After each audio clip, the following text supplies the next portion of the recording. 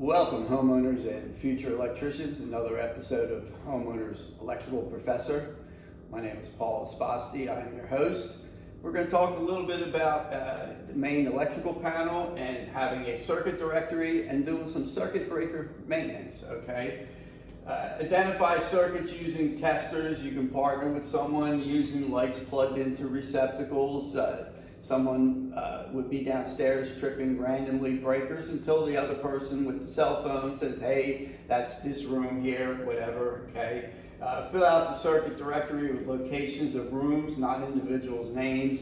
Don't say it's Timmy's room or Billy's room or Paulie's room, all right? Identify your large items like your air conditioner, dryers, water heaters, etc., okay?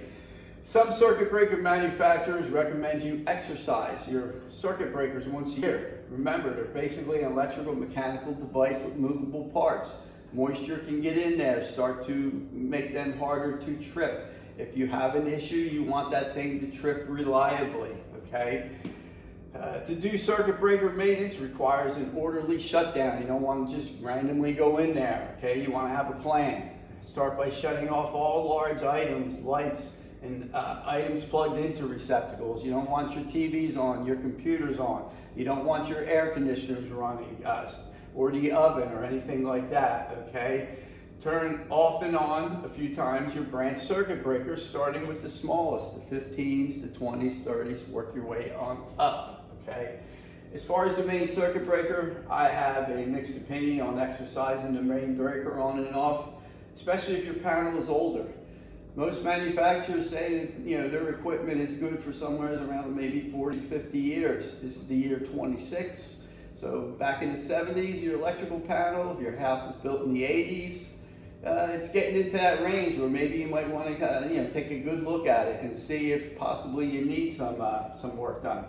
If you did trip the main breaker and it will not turn back, your whole house will be without electric. To me, exercising the main breaker is optional, but do exercise your branch circuit breakers, okay? As far as electrical panel maintenance, check for any signs of rust water around the meter, the panel, and circuit breakers. If you have an overhead service where it connects, you'll have a service entrance cable. I showed you that in my service videos. Coming down into the meter panel, check for any signs of rust water on overhead cables outside. Water over time can easily drip into the electrical panel and cause premature failure. Any signs of rust water, contact a licensed electrical contractor or electrician, depending on the rules in your state. Here in New Jersey, contractors have to be licensed, okay? The handyman cannot do electrical work in New Jersey. You need a licensed electrical contractor. Thank you. Okay, I'm down here in my basement. Here's my electrical panel. I have a 200 amp circuit breaker. Here's my surge protective device, okay? Like I've stated before, I didn't do the electric in this house. We bought it in 2001. Developer built 10 houses. He had his own electricians. I was working out of town a lot of times back then. I just let them do the work. But anyway, we're going to turn off all of our single pole breakers at first, okay? I suggest you have a good flashlight with you because eventually all of the electric will be out.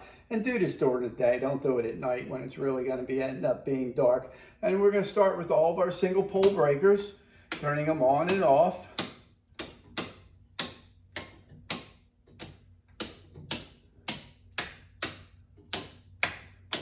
Here's a arc fault, ground fault, so I can use the trip button and move it manually.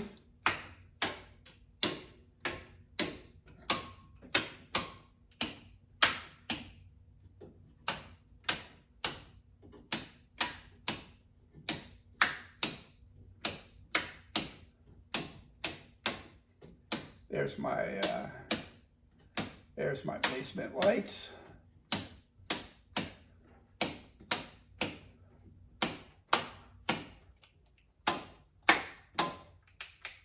Now I'm going to do all of my double pole breakers.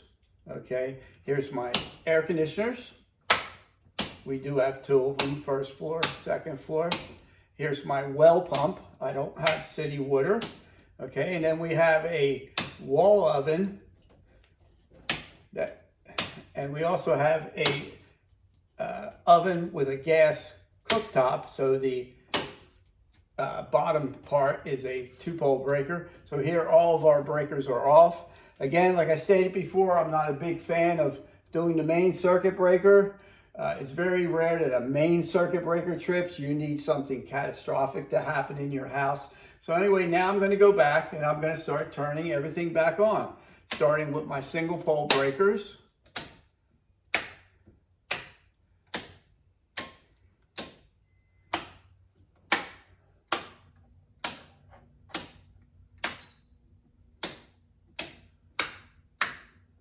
As you can see, the Verizon over there on the wall has to reset now. And here's my larger 2-pole breakers. Okay, and that is circuit breaker maintenance. Not everybody's going to do it once a year. I completely understand that. Now, electrical panels, normally they're mounted to a piece of plywood, okay? And as you notice here, there's a drain line running behind my house. Now, the space in front of your electrical panel has to be kept clear for 3 feet in front of it. So when there's a drain line, what they do is they just build a little wall here in front and mount plywood to it, and then put the electrical panel on there so the drain lines are behind it. The only thing I would have done differently is I would have painted this just like the Verizon was done. And that is circuit breaker maintenance. Now, here's my directory. I didn't like the one that was here. I bought this generic directory off of Amazon. I put it on here, okay? I've also seen some homeowners, they just do it on a piece of paper like this. These here, you're limited in space where you can write, because a circuit breaker that does say a bedroom might also do a second bedroom, part of another room.